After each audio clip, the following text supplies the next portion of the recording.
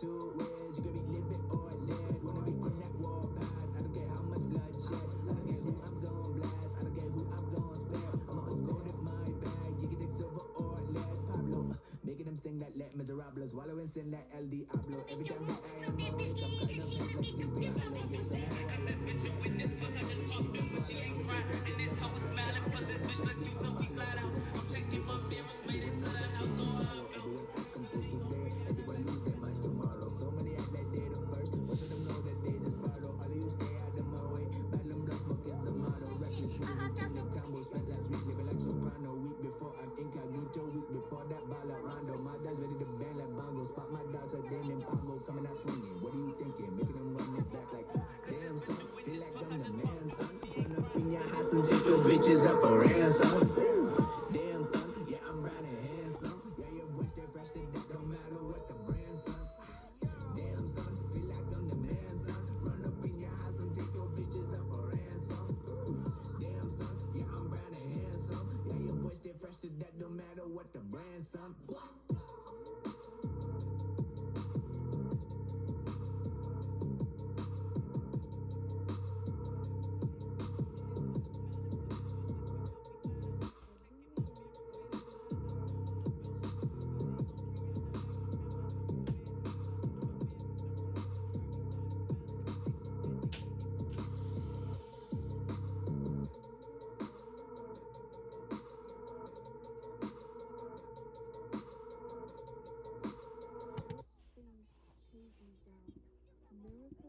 Continue our discussion of the U.S.-Iran war that is happening right now.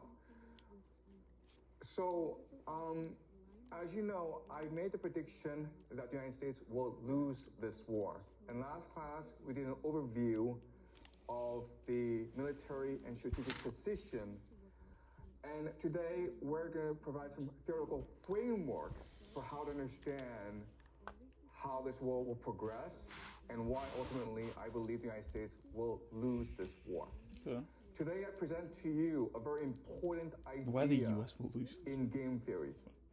And once you understand this idea, you understand why things will turn out the way they do. Okay, it's called a law of asymmetry. Okay, law of How to asymmetry. And all this is saying is that expose.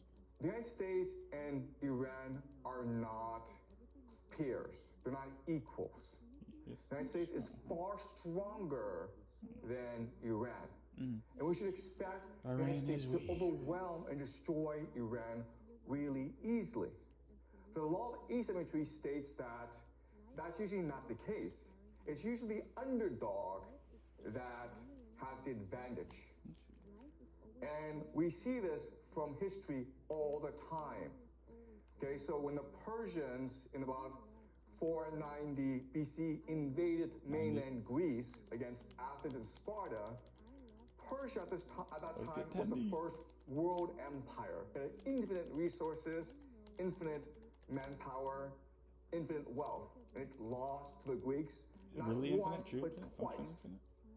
And then the Macedonians, under Alexander the Greek, and they were like a tribal army, not a very large army. They were able to go into Persia, and Persia at the time was basically most of Eurasia, and conquered it in about 10 years' time. The Romans started off as a tribal people, which then built the Mediterranean Empire. Then you had the Aztecs, you had, so the Vikings. So this happens a lot in human history.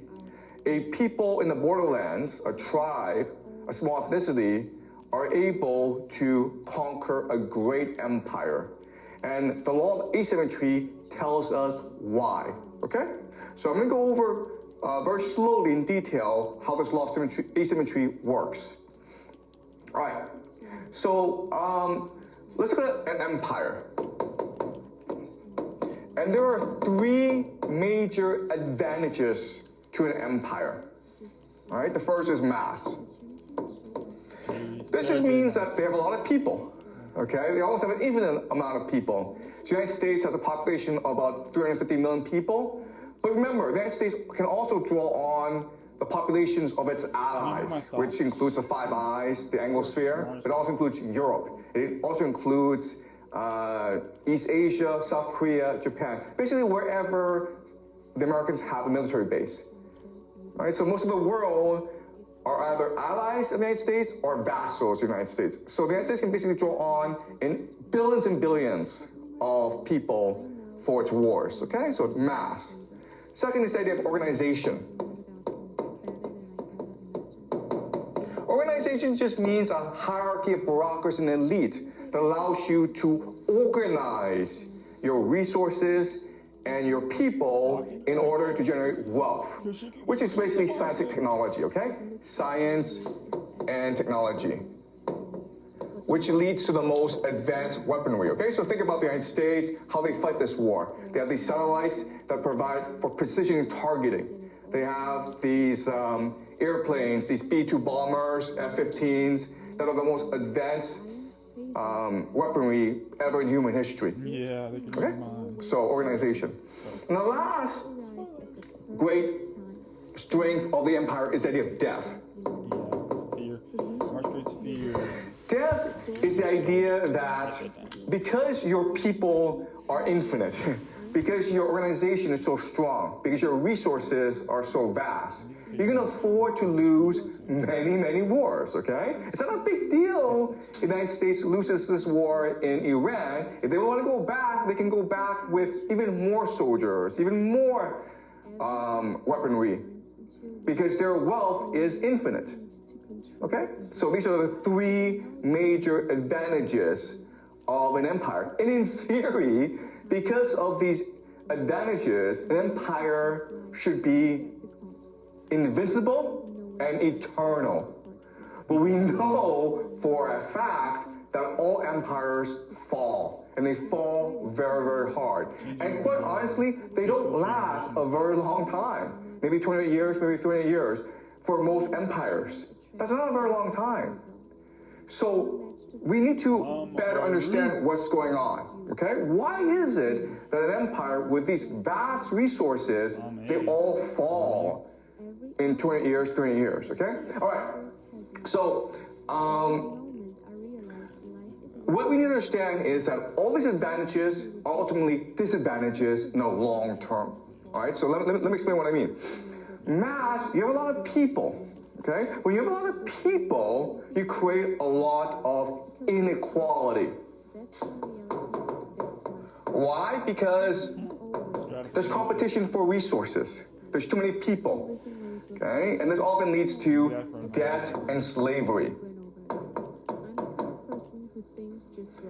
And as a result, your people become complacent, lazy, indifferent. They're competing against each other. They really don't like the government, okay? So they're not really that motivated to do anything, to work or to fight wars, but especially to fight wars.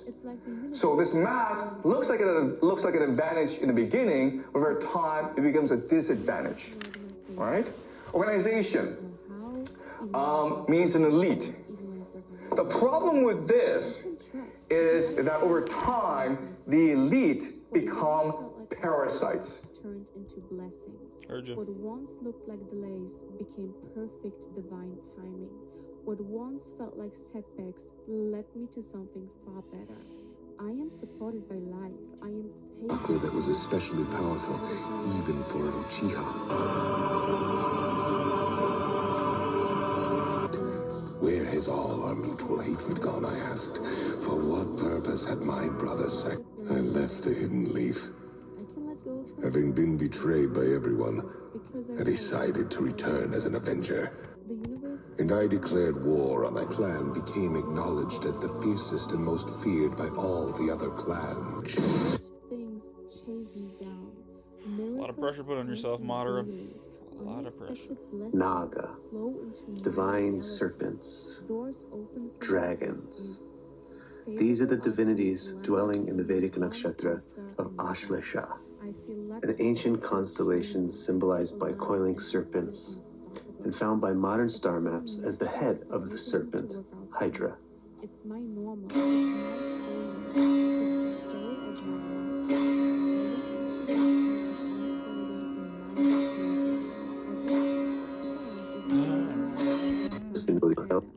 Every problem is really a solution in disguise. Every ending is just a beginning. A coiled serpent is a fitting symbol for Aslesha because serpents coil around things, embracing and entwining them. Aslesha's deity is the Naga, supernatural serpents, also known as dragons. Like all serpents, they have scales, forked tongues, and powerful poisons. Unlike most serpents, Naga can combust their spit poisons, usually have many heads, have superhuman intellect and talent, and can shapeshift in and out of humanoid and intermediate forms. They're protectors of vast treasures. Sometimes ordinary snakes, particularly the king cobra, can be called Naga as honorific. All snakes are connected to Aslesha, but the deities of Aslesha are the supernatural dragons, not ordinary serpents. So I'm going to read you some stories from the Vedic Shastra that will show you the qualities of the Naga and thereby show you the qualities of Aslesha, their star. So the first one is going to illustrate how Aslesha is a star associated with rivalry and jealousy. This is a story about the origin of the Naga. And Brahma is the original person in the universe, so let's start from him. One of the sons of Brahma is Marichi. His son is Kashyapa, the genetic engineer of the universe. Kashyapa married 13 sisters. And with each wife, he produced different species of offspring, from gods to insects. According to Mahabharata, Adi 16, one of the wives, Kadru, wanted to have many, many children, while another wife, Vinata, desired only 2 very powerful children. Kadru laid 1,000 eggs, which quickly hatched into so many different varieties of serpents, the foremost of whom were the Naga. This is very good. Vinata laid 2 eggs, which took a very long time to hatch. One of the children became Aruna, who drives the chariot of the sun and shields the world from the fury of his heat. The other was the gigantic king of eagles, Garuda, who became the associate and carrier of Vishnu. Kadru was jealous of the power her husband allotted to her sister's 2 children and devised a plan to ruin her. So here's the mother, full of jealousy and cunning. So this is going to be inherited by her children and brought into their star, Aslesha. She made a bet with her sister. I bet you this is the light skin that problem. the color of the tail of the divine horse that emerged from the ocean of milk is not white. Humor. If I am right, you and your children are my slaves. If you are right, my children and I are your slaves. Kadru, however, rigged the bet by asking her